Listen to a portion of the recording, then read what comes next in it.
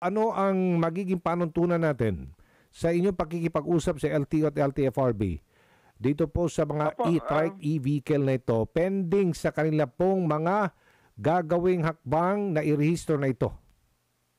opo, tayo po ay hihintayin po natin yung pong regulation na i-issue po ng LTO na iyan naman po ay paaprubahan kay Secretary Bautista kung saan ire-require na raw po ang pagre-rehistro ng nitong mga e-vehicles po na ito.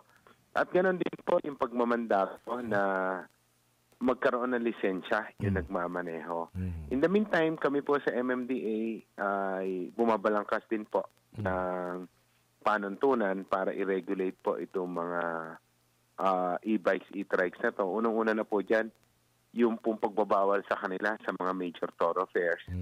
At ganun din po. Pero sa ngayon po, ang ginagamit po natin or gagamitin po natin batayan sa pagre-regulate po sa kanila ay yung mga iba't ibang ordinansa ng mga cities dito po. Okay, may sa mga Calahang, ordinansa. Maynila. Okay, so pag nag-violate sila sa mga ordinansa, impound ka agad itong mga e-bikes na ito. Pero naman po daw na mga sa ordinansa nila yung pag-impound. Kasi nga po, ang nagiging problem po natin dito, hindi po required na sa ngayon Opo. na magrehistro sila. Oho. At ganoon din po, hindi rin po required daw yung lisensya sa ngayon. So, paano po namin i-issue ng ticket yan? Pag nag-counterflow, nag-violate ng red light, yung mga ganun po.